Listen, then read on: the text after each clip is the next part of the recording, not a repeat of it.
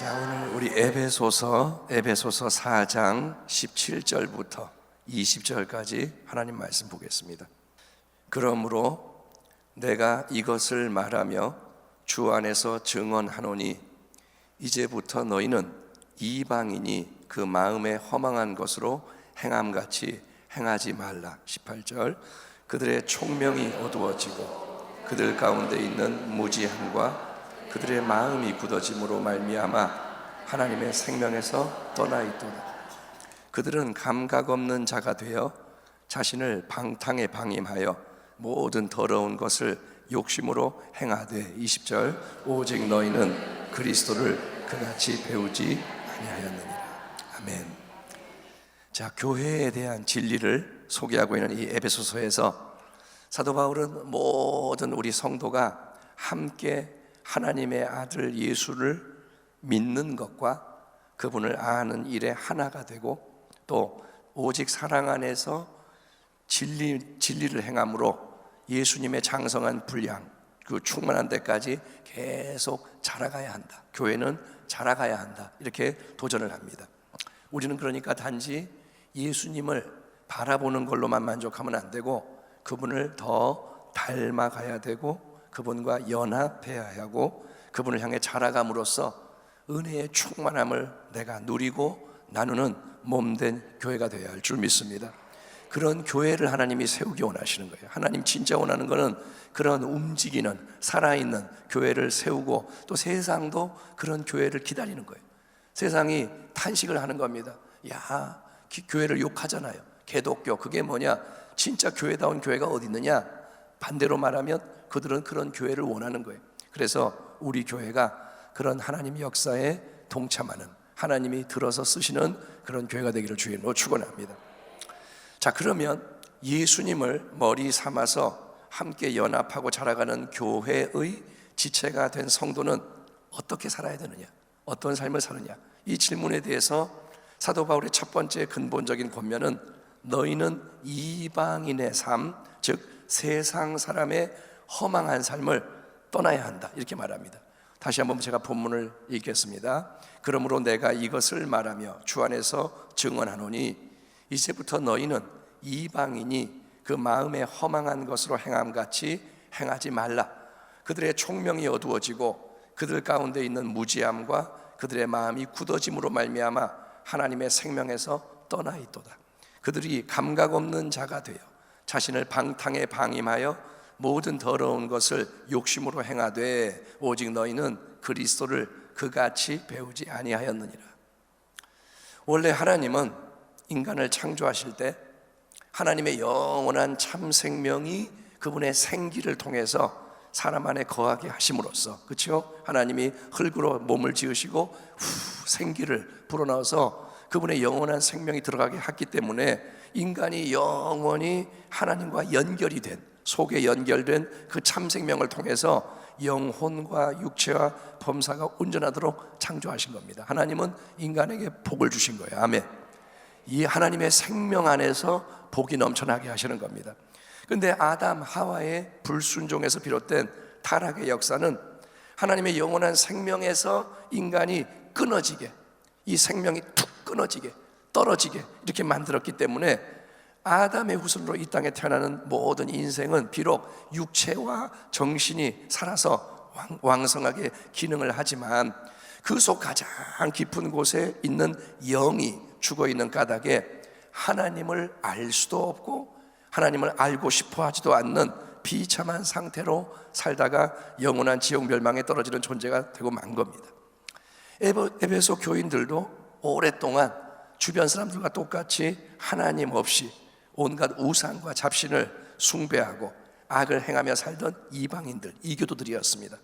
그들에게 바울이 찾아와서 복음을 이제 전해주므로 그들은 예수 그리스도를 알게 되고 그분을 믿음으로 구원받은 하나님의 자녀가 된 게 놀라운 은혜인 거예요. 아멘. 복음이 들어가서 구원을 받은 거예요. 믿음으로 구원을 받았어요. 그러나 신앙생활의 근본적인 문제는 구원받은 은혜의 자녀가 받은 이 은혜로 인해서 변화가 되고 새로운 열매를 맺어야 하는데 구원의 의미는 뭐냐? 변화가 돼야 되는 거예요. 아멘. 살아있는 게 드러나야 되는 거예요. 그런데 그게 잘 안 된다는 거예요. 에베소 교인들도 그렇고 오늘날 우리 성도들도 예수를 믿는다고 하지만, 교회를 다니지만 참된 변화가 일어나지 않는 이유는 첫 번째, 그거를 별로 중요하게 여기지 않고 원하지 않아서일 수 있습니다. 첫 번째는 뭐냐? 별로 중요하게 생각을 안 해요. 변화되는 거를, 열매 맺는 게 중요한 거를 몰라요. 그걸 원하지도 않아. 첫 번째 그래서. 아니면 두 번째는 뭐냐? 필요성을 알지만, 나도 변화되고 싶지만 하나님의 방법이 아닌 인간의 힘으로 해보려고 애쓰다가 실패하기 때문일 수도 있는 겁니다. 일단 사도 바울은 에베소 교인들과 모든 성도들에게 변화된 새 삶의 원리가 뭔지를 소극적인 관점에서 이제 부정적으로 규정을 하는데, 이 말이 뭐냐? 일단 바울은 간단한 것부터, 쉬운 것부터 말하는데, 새로운 삶을 경험하기 위한 첫 번째 근본 원리는 세상 사람의 옛 마음을 우리 안에서 거부하고 그것과 맞서서 싸워야 한다는 거예요. 한번 따라합니다. 세상 것을, 옛 마음을 버려야 한다. 17절 보면 이방인의 세상적인 마음을 어떤 마음으로 묘사하느냐? 그거는 허망한 것이 가득한 마음이다, 바울이 말합니다. 허망한 게 가득한 마음. 허망하다는 것은 뭐냐면 목표가 없는 겁니다. 허망하다, 목적이 없는 거예요. 그래서 아무렇게나 사는 거예요. 허망한 게 뭐냐? 그냥 떠내려가는 거예요. 인생 뭐 별거 있냐? 그냥 재미있게 즐기면 되지. 바람 부는 대로, 물결 흘러가는 대로 그냥 좋은 게 좋은 거지. 그렇게 충동적으로 순간순간 아무 곳에나 마음을 주고 따라가는 허망한 삶은 당장은 재밌어요. 당장은 좋은 것 같아요. 근데 여러분, 바다 이 위에 표류하는 사람이 목이 마르다고 짠물을 막, 바닷물을 벌컥벌컥 마시면 그런 유혹이 있잖아요. 아, 목말라, 바닷물 마셔야지. 그러면 당장은 갈증이 해소되는 것 같지만 짠물을 먹기 때문에 갈증이 점점 커지는 거예요. 그래서 결국은 죽게 됩니다. 그런 것처럼 허망한 것을 계속 또 추구하는 마음은 결국 파멸에 이를 수밖에 없다는 게 자명한 겁니다. 그러면 왜 세상 사람들이 허망한 것을 추구하느냐? 어째서 그 마음속에 허망한 게 가득하냐? 여기에 대해 사도 바울은 그 이유를 뭐라고 하냐면, 그들의 총명이 어두워지고 그들 가운데 무지함과 마음의 굳어짐이 지배하기 때문이다, 이렇게 진단을 이어갑니다. 18절, 그들의 총명이 어두워지고 그들 가운데 있는 무지함과 그들의 마음이 굳어짐으로 말미암아 하나님의 생명에서 떠나이도다. 여러분, 세상적으로 아주 똑똑하고 박식한 사람들이 많이 있습니다.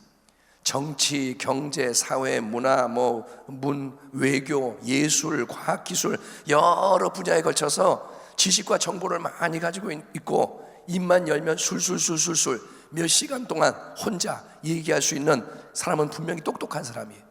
그런 사람들이 있어요. 아는 게 많아요. 이것도 알고 저것도 알고 정말 박식해요. 근데 여러분, 영적으로는 그런 사람들이 아주 어둡고 무지한 경우가 많다는 겁니다. 왜 그럴까요? 어째서 세상적으로 인간적으로 똑똑하고 박식한 사람이 영적으로 총명이 없는 무지한 자로 드러나는 일이 자주 일어나느냐? 그 이유는 하나님의 영원한 진리와 세상의 유한한 지식은 완전히 다른 차원에 속하는 전혀 다른 것이기 때문에 그렇습니다. 고린도전서 2장에서 사도 바울이 이렇게 말씀합니다. 육에 속한 사람은 하나님의 성령의 일들을 받지 아니하나니, 육에 속한 사람은 하나님의 성령의 일들을 받아들이지 아니하나니, 이는 그것들이 그에게는 어리석게 보이며 또 그것들을 알 수도 없나니 그러한 일은 영적으로 분별되기 때문이라. 아멘. 여러분, 영적인 일은 성령의 역사 안 하면 몰라요. 여러분, 우리가 모여서 예배를 드리고 기도하는 게 세상 사람이 볼 때는 얼마나 어리석어 보이겠어요. 야, 그 시간에 돈 벌러 가지, 그 시간에 뭐 좀 하지, 그 시간에 다른 거 하지, 뭐 맨날 기도하냐, 기도하면 밥이 나오냐, 뭐 빵이 나오냐. 여러분, 영적인 것은 성령의 역사 안 하면 몰라요. 너무나 답답한 거예요. 서로 싸우는 거예요. 바리새인 엘리트 시절 사도 바울도 누구보다 똑똑하고 박식한 사람이었습니다. 구약의 모든 율법, 유대의 모든 전통에 능하고 로마, 헬라, 이방 문화에도 지식이 뛰어나고 당시에 최고의 지성인이고 실력자가 바울이었습니다. 그러나 여러분, 그런 종교적이며 세상적인 노하우가 아무리 대단해도 바리새인 바울은 하나님의 영원한 진리 자체이신 이 땅에 오신 예수 그리스도를 몰랐어요. 그가 율법을 다 알지만 예수님을 몰라봐요. 그가 지식이 많지만 예수님의 빛을 못 보는 거예요. 그는 오히려 교회를 핍박하고 예수를 대적하는 무서운 악을 자행했으니 이게 뭐냐? 영적으로 총명이 어두워지고 무지한 마음인 거예요. 영적으로 깜깜한 거예요. 답답한 거예요. 여러분, 어둡고 무지한 게 마음에 있는데 이걸 방치하면 그게 어떠냐? 계속 마음속에서 역사하는 겁니다. 환기를 시키면 공기가 좋아지는데 그대로 두면 계속 역사해요. 그거를 계속 붙잡고 그 속에서 행하다 보면 익숙해지는 거예요. 익숙. 그러면 마음이 굳어집니다. 자꾸 그렇게 하면 굳어져요. 그게 자꾸 나를 지배해요. 딱딱하게 마음이 굳어져서 돌처럼 완악해지고 강팍해지면 어떻게 되느냐? 그러면 그 마음이 아무 감각이 없는 거예요.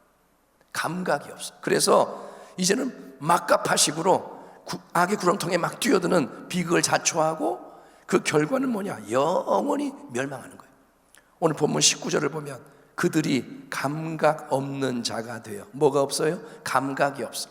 자신을 방탕에 방임하여 모든 더러운 것을 욕심으로 행하되. 여러분, 감각이 없어지는 게 제일 무서운 겁니다. 예? 우리가 통증을 느끼고 자극을 느끼는 거는 그 부분을 보호해라, 대처해라는 신호인 거예요. 예?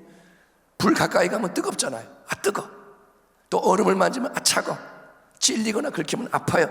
그게 정상적인 감각인 거예요. 그래서 우리는 이 감각 자극에 반응함으로써 변하는 상황에 대처할 수 있는 건데, 만약에 여러분 이 마음, 양심이 화인을 맞아서 굳어서 아무 영적인 감각이 없는 인생이 돼버리면 그 사람은 자신을 오직 눈에 보이는 세상 거, 육신의 정욕, 안목의 정욕, 이생의 자랑에 자극하는 이 방탕에 내던지면서 모든 더러운 것을 욕심으로 행하는 추악한 삶을 살 수밖에 없는 겁니다. 이 마음이 굳어버리면, 감각이 없으면 보이는 게 없는 거예요. 그러면 어떤 악도 자행해도 괜찮은 거예요. 영화에서 무서운 살인마가 처음부터 그런 사람이었던 게 아닙니다. 사람을 처음에 이렇게 딱 죽였을 때는 벌벌벌벌 떨어요. 막 괴로워하는 거예요, 처음에. 그런데 점점점 무뎌져요. 점점 굳어져. 나중에는 쾌락을 느끼는 거예요. 사람이 변해서, 마음이 변해서 처음에는 살인한 게 미안하고 부끄럽고, 그런데 나중에는 쾌락을 느껴서 이제 수백 명의 사람을 죽이고 결국 자기도 처형당하고 영원히 지옥에 떨어지는 인생으로 끝나는 것을 보게 됩니다. 그래서 사도 바울은 일단 우리에게 뭐라고 호소하느냐? 너희는 그 모든 이방인의 삶, 세상 사람이 추구하는 것을 따라 정욕이 시키는 대로 행하는 자가 되지 마라. 아멘. 정욕대로 살지 마라. 왜냐하면 너희는 그리스도를 그같이 배우지 아니하였기 때문이다 라고 말합니다. 한번 따라합니다. 그리스도를 그같이 배우지 않았다. 이 대목에서 굉장히 중요한 통찰은 뭐냐? 신앙도 배움이라는 거예요. 신앙은 뭐냐? 배움이에요. 아멘. 예, 사도 바울이 에베소에 와서 3년간 복음을 전하고 사역을 했는데 성도들에게 뭘 가르쳤느냐? 예, 바울은 오직 예수 그리스도와 그분의 진리를 가르쳤다고 상기시켜 줍니다. 신앙의 핵심은 종교 예식을 배우는 게 아닙니다. 신앙의 핵심은 사역의 기술을 배우는 게 아닙니다. 축도할 때 이렇게 손 들고 이렇게 성부, 성자, 성령 이렇게 하는 거야. 우리가 이런 기술을 배우는 게 아니에요. 물론 신앙생활을 하면서 우리는 성경 말씀도 배우고 찬송가도 익히고 교회 안팎에서 우리가 성도로 해야 할 여러 가지 일을 배우는 게 맞습니다. 구역장이 되면 구역장으로서 배워야 할 게 있고, 지역장이 되면 지역장으로서 배워야 할 게 있고, 맞습니다. 하지만 그 모든 배움의 궁극적인 목적, 우리는 뭐를 그 속에서 배워야 되느냐? 우리는 모든 신앙의 수고와 헌신 속에서 진리의 충만함이신 예수 그리스도를 배워야 할 줄 믿습니다. 우리는 결국 예수님을 배우는 거예요. 아멘. 이렇게 예배를 또 한 번 드릴 때마다 뭘 배우느냐? 예수님을 배우는 거예요. 예수님을 배우는 게 뭐냐? 그거는 예수님에 대한 지식을 배우는 게 아니라 그분의 마음을 배우는 겁니다. 수고하고 무거운 짐진 자들아 다 내게로 오라, 내가 너희를 쉬게 하리라. 그러면서 예수님이 뭐라냐? 나는 마음이 온유하고 겸손하니 나의 멍에를 메고 내게 배우라. 뭘 배우라는 거예요? 내 마음을 배워라. 그리하면 너희 마음이 쉼을 얻으리라. 아멘. 여러분, 이 마음이 쉼을 얻으려면 예수님 마음을 가져야 되는 거예요. 환경이 변해서 내가 쉼이 오는 게 아니고, 파도가 치고 태풍이 오고 벼락이 떨어져도 내 마음이 예수님 마음을 배우면 쉼이 있는 거예요. 아멘. 또 뭐라 그러냐? 너희 안에 이 마음을 품으라. 곧 그리스도 예수의 마음이. 성경의 진리에 의하면 가장 중요한 것은 우리 생명의 근원이 되는 마음입니다. 아멘. 각 사람을 붙잡아 주는 게 뭐냐? 마음인 거예요. 그 마음 속에 예수님이 오셔서 그분이 거하시고 그분이 다스리셔야 우리는 하나님이 원하시는 깊은 변화를 경험하고 열매를 맺을 수 있는 줄 믿습니다. 세상에서 제일 중요한 분은 예수님입니다. 아멘. 예, 예수님. 그리고 그 예수님에게서 우리가 배워야 하는 것은 그분의 거룩한 마음인 거예요. 예, 온유한 마음. 아멘. 겸손한 마음. 예, 하늘 보좌 버리고 이 땅에 오신 마음. 십자가 길을 가신 마음. 아멘. 제자들의 발을 닦아주신 마음. 누가 따귀를 치는데 그대로 맞고 가만히 계시는 그 마음. 예수의 마음을 배워야 돼요. 날마다 더 예수님과 그분의 마음, 그분의 진리를 배우는 우리 성도님이 되기를 주의 이름으로 축원합니다. 그렇게 되면, 예수님의 마음을 배우면 예수님의 은혜가 넘쳐나게 되는 거예요. 그러면 은혜가 넘쳐나서 우리의 마음에 있는 허망함이 사라지게 됩니다. 우리 마음의 영적 총명이 회복이 되는 거예요. 우리 마음의 지식이 회복이 되는 거예요. 하나님의 지식이 회복이 돼요. 돌처럼 굳었던 마음이 부드러워지는 거고 영적 감각이 회복이 됩니다. 그래서 우리는 모든 방탕함과 더러운 것에서 돌아서게 되는 겁니다. 예, 그 은혜의 역사가 그리스도의 몸된 교회 지체된 우리 모두에게 넘쳐나게 되기를. 아멘. 여러분이 더 예수님을 닮아가고 그분의 마음으로 빛나기를 주의 이름으로 축원합니다. 기도하겠습니다. 하나님 감사합니다.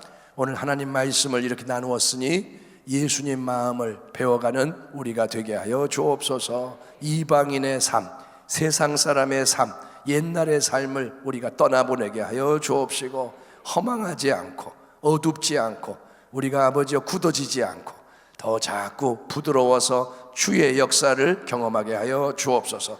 찬양합니다. 예배합니다. 기도하기 원합니다. 성령님 우리를 도와주옵소서. 예수님의 이름으로 감사하며 기도하옵나이다. 아멘.